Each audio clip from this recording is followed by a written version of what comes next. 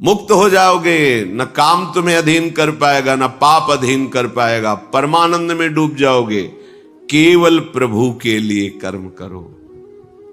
ये अगरबत्ती, धूप बत्ती, आरती, पूजा, प्रभु को अपना नहीं माना तो ये थोड़ा शुभ कर्म बन गया, बस। ये तुम्हारा प्रायश्चित नहीं होगा। जो तुमने अधर्माचरण के अगरबत्ती धूप बत्ती से खत्म होने वाले नहीं हैं, उनके लिए तुम्हें नाम जप करना पड़ेगा, नाम कीर्तन करना पड़ेगा। नाम कीर्तनम यस्य सर्व पाप प्रणाशनम, समस्त पापों का नाश करने में समर्थ है। राधा राधा राधा, कृष्ण कृष्ण कृष्ण, गोविंद गोविंद गोविंद। भगवन नाम, अगर भगवन नाम का आप निरंतर जप करने लगे तो आप स्वयं तर जाएंगे और लोगों को तार देंगे। मम भक्तियुक्तो भुवनम पुनात सतरति सतरति सा लोकान तारयति।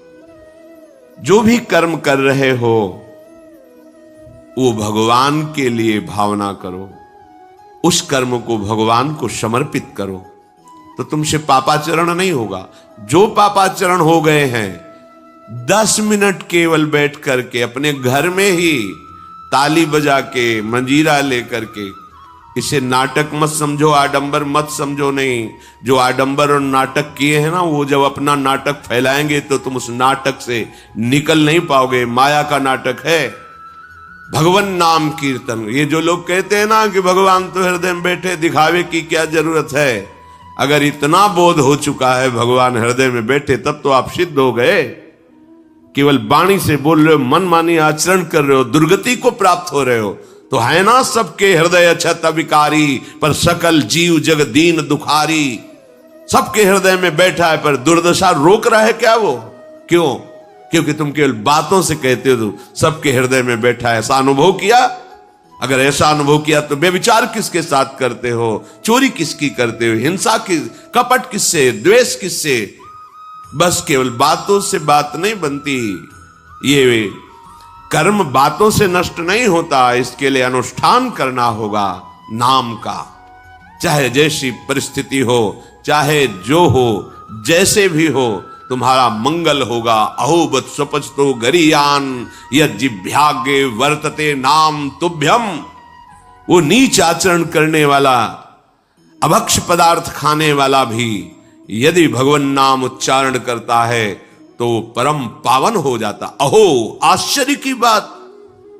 बड़े बड़े प्रायश्चित जिसे पावन नहीं कर सकते, भगवान नाम उसे पावन कर देता है। जय शीत हरिवंश विचार के मनुज देह गुरु शरण गही, सकई तो सब पर पंच तजी कृष्ण कृष्ण गोविंद कही। कृष्ण कृष्ण गोविंद क्या जाता है? हम तो ये नहीं कह रहे कि तुम नहा के जपो, तुम ऐसा को, जैसे हो, जहां हो, गोविंद गोविंद, राधा राधा राधा वल्लभ श्री हरिवंश, तुम पावन हो जाओगे प्यारे। तुम्हारी दुर्गति, तुम्हारी विपत्ति, तुम्हारी उन्नति में जो बाधक कर्म है उनको नष्ट करो। किसी से भीख मांगने की जरूरत नहीं, कृपा की। अगर नाम जप नहीं तो कहीं भी भाग के चले जाओ, देख लो तुम्हें क्या मिलता है। नाम जप करो, तुम स्वयं देने वाले बन जाओगे। मांगना मिट जाएगा जन्म जन्म का। विश्वास करो, जैसे भी हो। नहीं छोड़ पा रहे गंदी बातें, शुरू करो। नाम को तो अंदर लाओ, वो तुम्हें इतनी सामर्थ्य देगा, सब छूट जाएगा, सब छूट जाएगा। विश्वास करो। आज तक जितने बड़े बड़े ऊंचाई के पद पर पहुंचे हुए महात्मा हैं, सबके मूल में नाम पाया गया। निरंतर नाम जप, निरंतर अभ्यास करने से होता है। विश्वास करो, इसके बराबर न तीर्थ याटन है, न कोई अन्य साधन है। नाम कलयुग केवल नाम आधारा, सुमिर सुमिर नर उतर ही पारा। जिसने नाम का आश्रय ले लिया महासुखी हो गया। पर जब तक तुम्हारे पाप कर्म भस्म नहीं होते, तब तक तुम्हें आनंद नहीं मिलेगा। इसलिए विश्वास करके दीर्घ काल तक सम्मान पूर्वक, आदर पूर्वक हृदय में नाम जप करो। जब पाप वासनाएं नष्ट हो जाएंगी, पाप प्रवृत्ति नष्ट हो जाएगी, तब आनंद की धारा, तुम्हें कोई भी विपत्ति, कोई भी संकट परास्त नहीं कर पाएगा। प्रश्न होता है कि हम बहुत प्रयास करते पर सफलता नहीं मिलती। प्रयास को कहते हैं पुरुषार्थ, और सफलता नहीं मिली उसको कहते हैं प्रारब्ध। कभी कभी प्रारब्ध बहुत जोर का होता है, जो बड़े बड़े ऋषि मुनियों के ऊपर भी हावी हो जाता है। पर पुरुषार्थ व्यर्थ नहीं जाता। यदि वो सत है तो तुम्हारा पुरुषार्थ भी तो असत है। अगर राधा राधा बीच में बोलते रहो और प्रभु की भावना कर लो कि 8 घंटे से जो काम कर रहा हूं वो समय और वो कार्य दोनों प्रभु को समर्पित करते हैं, अब ये सत्य पुरुषार्थ हो गया। अब प्रारब्ध को बदलने की सामर्थ्य आ गई तुम्हारे पुरुषार्थ में। खिलवाड़ नहीं है। जो तुम एक भी कर्म करते हो वो कर्म सुरक्षित है, वो तुम्हें दंड दे के रहेगा या तुम्हें सुखी करके रहेगा। असत है, पाप है तो दंड देगा, सत है, सुकृत है तो सुखी करेगा। विश्वास मानिए, ये सत्य वार्ता है, ये कोई चाटुकारिता की बात नहीं है। सत्य में सत्य रहता है, चाहे जो युग हो, चाहे जो समय हो, सत्य अपना प्रभाव दिखा के रहता है। इसलिए भगवान का आदेश है, तुम्हारा जीवन भगवत प्राप्ति के लिए, आनंद में डूबने के लिए, मस्त होने के लिए मिला है। ये मस्ती नशा में नहीं है, ये मस्ती दूसरों के शरीर का मांस खाने में नहीं है, ये मस्ती दूसरों की हिंसा व्यभिचार इसमें नहीं है। मस्ती है स्वात्मानंद की। जब कोई चाह नहीं, कोई परवाह नहीं, मृत्यु भी एक खिलौना लगने लगे, उसे मस्ती कहते हैं। वो मस्ती आती है भगवान नाम जप से। शुद्ध ज्ञान का प्रकाश हुआ, मरने का भय खत्म हो गया, क्योंकि शरीर राग नष्ट हो गया। इसलिए सावधान होकर जो जहां जैसी भी परिस्थिति में हो, भगवान नाम सदैव अपने पास रखो। राधा राधा, कृष्ण कृष्ण, गोविंद गोविंद। देख लेना, निहाल हो जाओगे, निहाल हो जाओगे, मस्त हो जाओगे। हमारी बात मान लो, हमारी प्रार्थना मान लो। कुछ इसमें नहीं लगता, इसमें न पैसा देने की बात कर रहे, ना कोई संयम नियम की बात कर रहे। जैसे बने, मन नहीं लगता, मत लगने दो, ये बड़ा दुष्ट है। ये लगता है हमें दुर्गति कराने के लिए। अगर इसकी हां में हां मिलाओगे तो ऐसे निंदनीय कर्म कराता है, घृणा होती है अपने मन से। देखो ना, झांक के देखो ना मन को, कभी ये तृप्त नहीं हुआ। वही गंदी बात, वही गंदा चिंतन, वही गंदे आचरण की प्रेरणा। इस दुष्ट को मित्र मानते हो, ऐसे मन को। जो हमारा खास दुश्मन है वो मन है। वासनाओं में फंसा हुआ, वासनाओं की प्रेरणा करने वाला दुश्मन मन है। इस मन को डंडे से मारो। डंडा है हरिनाम। जितना जपोगे मन उतना ही सावधान रहेगा। कृष्ण कृष्ण, गोविंद गोविंद गोविंद, निरंतर रटन करो। राधा राधा राधा। क्या जाता है? जिह्वा से नाम उच्चारण कर रहे, शरीर से अच्छे कर्म कर रहे हैं, विचार अपने आप पावन होने लगेंगे। विचार पावन हुआ तो महात्मा हो गया, चाहे वो गृहस्थ हो, चाहे वो विरक्त हो। तो ध्यान दीजिए, हमारे पुरुषार्थ को प्रबल करने वाला और प्रारब्ध को नष्ट करने वाला एक ही महान समर्थ है, भगवान नाम। इसके सामने कोई साधन बराबरी नहीं कर सकता। ये महामहिम नाम भगवान का है, भगवान को भी अधीन करने की सामर्थ्य रखता है। ये जो निकृष्ट भाव बैठा हुआ है, बेटी हुई उदास हो गए, लड़का हुआ थाली बजाओ, घंटा बजाओ, जिससे बहुत बड़ा, बिल्कुल ठीक नहीं है। ये बेटा होता किससे है? बेटी से ही होता है। तुम किससे हुए हो? किसी मां से हुए हो। वो क्या थी? किसी की बेटी ही थी। कैसी मूर्खता छा गई है, गर्भस्थ बेटी की कोई परवाह न करके उसको। ये क्या है? कितने राक्षस वृत्ति में आ गए हैं हमारी। राक्षस भी अपने बच्चों को नहीं खाते। कितनी राक्षसी बुद्धि। हम सुंदर दिखना चाहते हैं, समाज में सम्मान पाना चाहते हैं, और पाप कर्म कैसा? बेटी है गर्भ में, हत्या करा दो, नहीं चाहिए। बेटा कहां से पैदा होगा? वो किसी की बेटी से ही तो पैदा हो रहा है। कैसी मूढ़ता छा जाती है। वैसे भी शास्त्र में स्त्री हत्या करना बहुत बड़ा महापाप कहा गया है। फिर भ्रूण हत्या, गर्भ हत्या, गर्भस्थ शिशु की, उसमें भी कन्या, सर्वनाश। इसके बाद फिर रोते हैं हमने कौन सा पाप किया, भगवान ने हमारा पुत्र छीन लिया। कौन सा पाप किया, भगवान ने ऐसा कर दिया।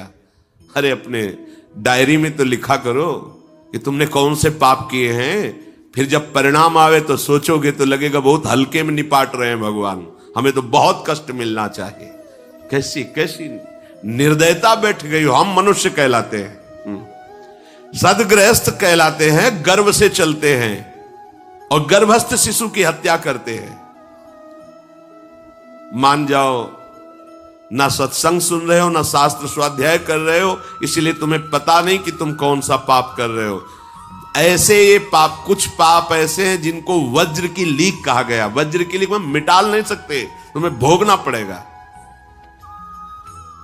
जो गृहस्थ है और संतान नहीं है, उस जीवन को सार्थक करने के लिए अपने गृहस्थ जीवन का त्याग करो, तीर्थ धाम कहीं वास की व्यवस्था करो और दोनों मिलकर भजन करो, अपने शरीर को पूरा करो, तो जीवन सार्थक हो जाएगा। अगर गृहस्थ है, संतान है, पढ़ाओ लिखाओ, उसको उसी योग्य करो जैसे तुम्हारे माता पिता ने किया है, तो तुम उस ऋण से मुक्त हो जाओगे। और फिर भी भजन करो, भजन ही तुम्हें भगवान की प्राप्ति कराएगा।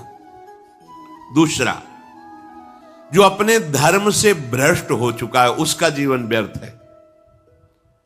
आपका एक धर्म है, सबसे पहला धर्म है मनुष्य धर्म। मनुष्य का क्या कर्तव्य है? अपने प्राणों का भी बलिदान देकर दूसरे की रक्षा करना, और यहां अपने मन को सुख पहुंचाने के लिए दूसरे की हत्या कर देना। कैसा राक्षसी भाव वृत्तियों में आ गया। देखो, अगर कोई माता बहन एकांत मिल जाए तो बस राक्षस जैसे टूट पड़ते हैं, ऐसे स्वभाव, मार दो, जला दो, काट दो। बड़ी दुर्गति होगी, देख लेना, यहां भी होगी।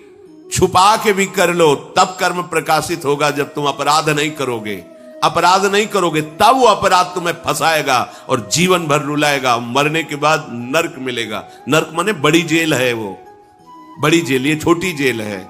जैसे बड़े अपराधियों को बड़ी जेलों में भेजा जाता है, तो विश्व ब्रह्मांड की सबसे बड़ी जेल और वहां के सबसे बड़े जेलर यमराज, वहां दंड मिलता है। आप ऐसा ना सोचिए कि ये सब गप है।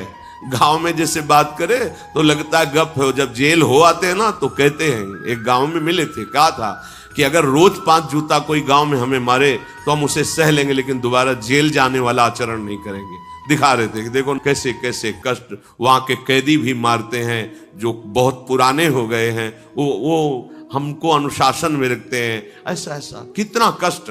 अब वो गया ना तो भोगा, अब माया के कारण स्मृति नष्ट हो गई नहीं, सैकड़ों बार अपने भी भोग के आ रहे हैं नरक। दूसरे, उसका जीवन नष्ट है जो धर्म का त्याग कर चुका है। तुम पिता माता से प्रकट हुए, तुम्हारा धर्म है माता पिता की सेवा करना।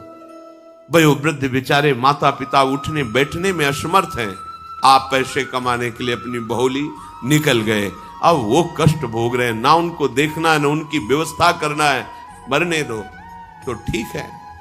तुम्हें जब परिणाम आएगा तब तुम भी तो बनोगे ना वृद्ध, तब तुम्हें पता चलेगा। अवश्य में भोक्तव्यम कृतम कर्म शुभाशु। होश में माता पिता सबसे पहले भगवान हैं, यदि आप गृहस्थ हैं तो।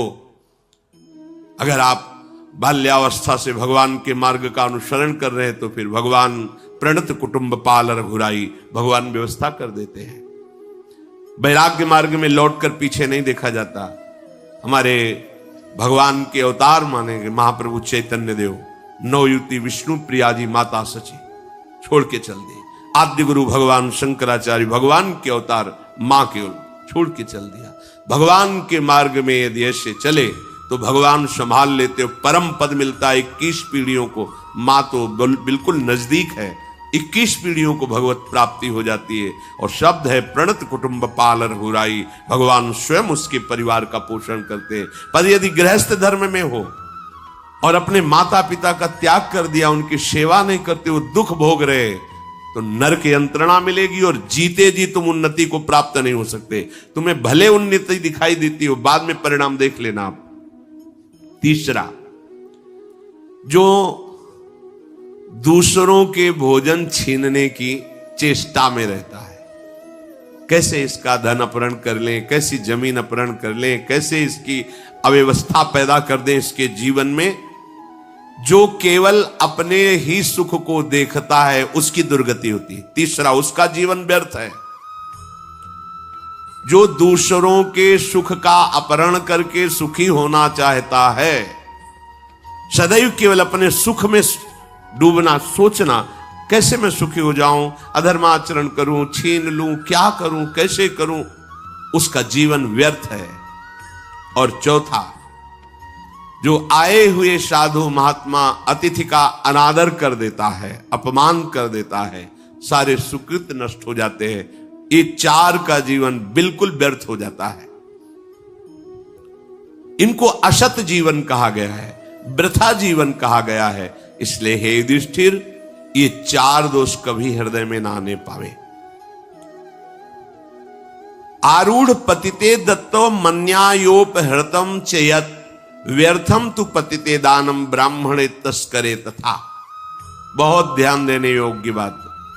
जो वानप्रस्थ या विरक्त भाव संन्यास ले लेते हैं और कुछ वर्ष चलने के बाद मैं तो इस पे नहीं चल पाऊंगा लौट जाते, उन्हें घोर नरक की प्राप्ति होती है। कुछ भी कर लो, ये भारी अपराध तुम्हें नरक की प्राप्ति कराएगा। मार्कंडेय जी महाराज युधिष्ठिर को उपदेश कर रहे हैं।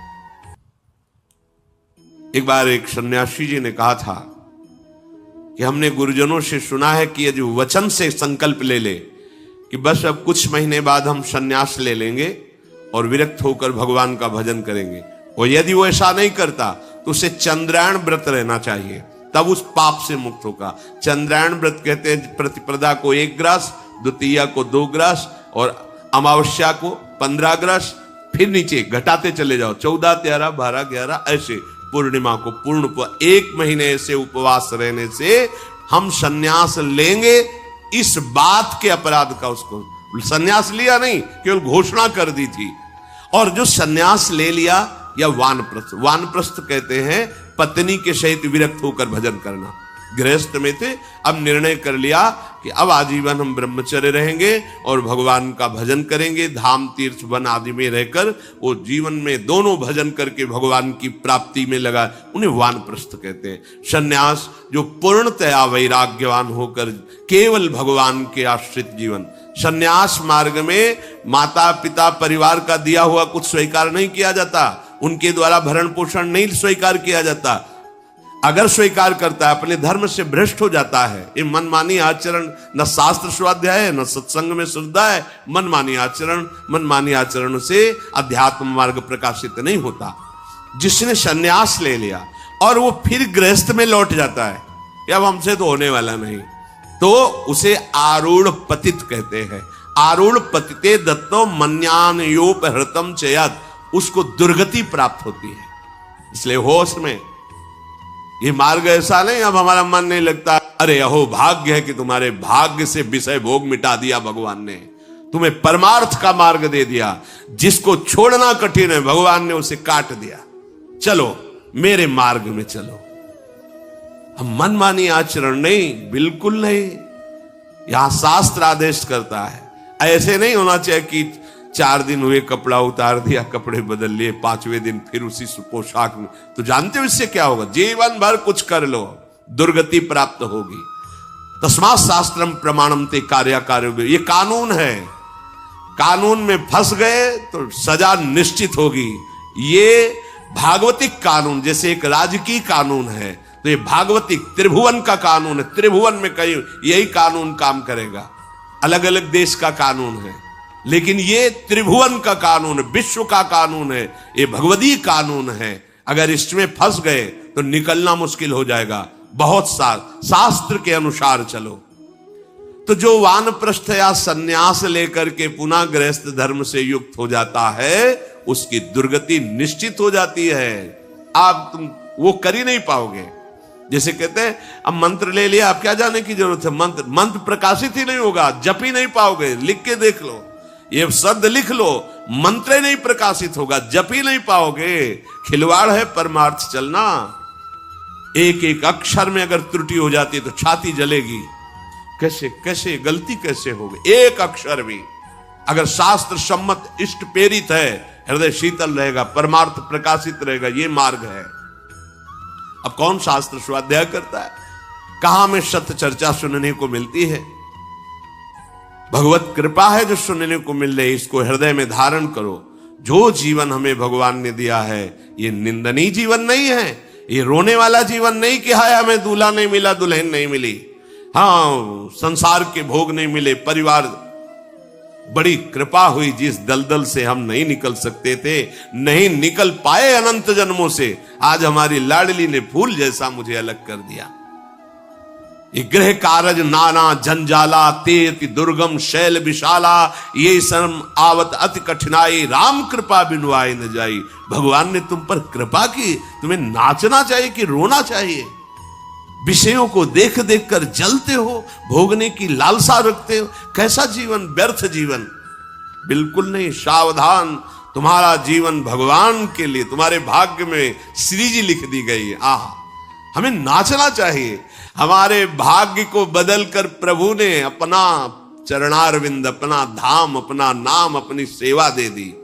धिक्कार है अगर ऐसे होने पर भी ललचाए और उस मार्ग की तरफ जाए जहां से श्री जी ने निकाल लिया है। तो जो वानप्रस्थ या संन्यास धर्म स्वीकार करके पुनः गृहस्थ धर्म का आश्रय ले लेता है, उसकी नारकी गति होती, दुर्गति होती है। और जो पापाचरण करके, अन्याय से, अधर्म से छीन झपट करके धन और सोचता है उसमें कुछ दान कर देंगे, जैसे किसी ने प्रश्न किया था ब्लैक और व्हाइट, कि अब हम तो ब्लैक और व्हाइट का मतलब काला और सफेद समझते हैं, तो काला धन का मतलब होता होगा अधर्माचरण या जो राजकीय विभाग से पास ना हो, उसे ही काला धन कहते होंगे। तो काला धन काला ही रहता है, कोई व्हाइट नहीं कर सकता उसे। जमा कर लो, एक समय आएगा कि ट्रक में लद के सब चला जाएगा, तुम भी लद के चले जाओगे। अगर वो समय ना आया तो यमराज के दूत तुम्हें ले जाएंगे, सब यही पड़ा रहेगा। होश में चलो। दान किसे कहते हैं? खूब मेहनत करो, धर्म से कमाओ, फिर उससे एक रोटी की व्यवस्था किसी की भी कर दो, उसे सतदान कहते हैं। लाखों बेईमानी से कमाए, अधर्म आचरण से दूसरों को चूस चूस के ऐसा दुख दे कर फिर सोचा कि लाख में 10,000 दे देते हैं, व्हाइट हो जाएगा। व्हाइट नहीं हो जाएगा, ये और तुम्हारे ऊपर आक्रमण कराएगा, क्योंकि जिनको दे रहे हो उनकी भी बुद्धि तो भ्रष्ट होगी, तो तुम्हारा धर्म बनाना, हाँ व्हाइट नहीं होगा, फाइट होगी। मार पिटाई शुरू करवाएगा, वो ऐसे आचरण करवाएगा, जहां जाएगा वहां खोपड़ी फोड़ेगा, उसका परिणाम जब आपके आएगा तो आपकी खोपड़ी फूटेगी। व्हाइट तो तब हो सकता जब व्हाइट चलो। व्हाइट का तात्पर्य होता प्रकाश, श्वेत, ये लक्षण सतोगुण का। सात्विक भाव से चलो, मेहनत की कमाई से, पसीना चुआ के खूब मेहनत किया और फिर किसी को दिया, तुम्हारा परिवार उन्नतिशील रहेगा, तुम्हें लोक परलोक में सुख प्राप्त होगा। अन्याय से कमाए हुए धन का दान पतित कर देता है, पतित कर देता है। अब इसमें एक उपाय है, मुझे पता नहीं था, प्रमादवश मेरे से गलती हो गई, कभी जीवन में गलती नहीं करूंगा, अब सुधार के लिए करो, हो जाएगा।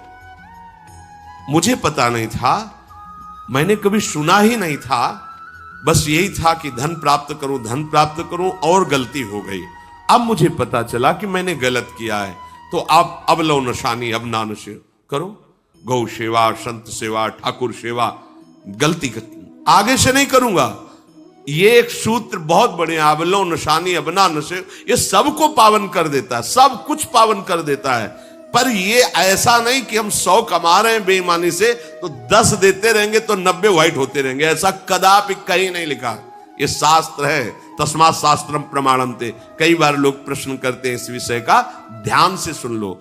अन्याय से कमाया हुआ धन अगर उसे हम दान भी करते हैं तो वो पतित ही करेगा, गिराएगा ही, किसी काम का नहीं है। आगे वर्णन कर रहे हैं कि धर्म से कमाया हुआ दान अगर ऐसे को दोगे तो वो भी व्यर्थ हो जाएगा। कैसा? मिथ्यावादी, पापाचरण करने वाला, झूठ बोलता है, पापाचरण करता है, और आप उसे दान कर रहे हैं, बाद में वो पाप करेगा, तो उसका फल आपको मिलेगा। उसके पाप के बढ़ावे में आप साझेदार हुए। आपका जो दान था उसके पाप में बढ़ावा देगा, आपको उसको साझेदारी का फल भोगना पड़ेगा। कृतज्ञ, जो दूसरे के किए हुए को उपकार को नहीं मानता, अभिमानी और मदिरा पान करने वाला, अब आपसे पैसा लिया, शराब पिया, गंदे आचरण किए, आप उसके हिस्सेदारी बने। ऐसा थोड़ी दान की कोई मांग रहा है दे दो। बहुत पात्र और अपात्रता का निर्णय करके दिया जाता है। ऐसे नहीं कि मांग रहा है तो देना ही पड़ेगा, नहीं। हमें अधिकार समझ में आवे कि हमारे द्वारा दिए हुए धन का सदुपयोग हो रहा है, वहां पात्र देख करके धन आदि का दान किया जाता है।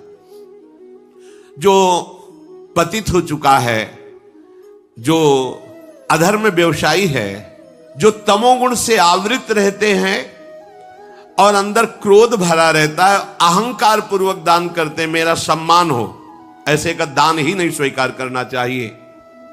ऐसे का दिया हुआ दान व्यर्थ हो जाता है, उसे निश्चित अन्य योनियों में जाके कष्ट भोगना पड़ता है। तामसी अहंकारी दान करने वाला परिणाम में दुख ही भोगता है। मैंने दिया, ये मैंने बनवाया, ये मैंने किया, ये तमोगुण का लक्षण अहंकार है। श्रेष्ठ मंत्रवेत्ता, सतमार्ग में चलने वालों को दैन्य होकर छुपा कर दान देना, यह उत्तम लोगों की प्राप्ति कराने वाला है। देखना है, धर्म से चलता है। हम जो धन देंगे उसका धर्म में प्रयोग होगा। मंत्रवेत्ता है, निरंतर मंत्र का अनुष्ठान करता रहता, पावर है। अगर हमारा धन ऐसी जगह गया तो हमारे पापों का नाश करके उत्तम लोगों की प्राप्ति कराएगा।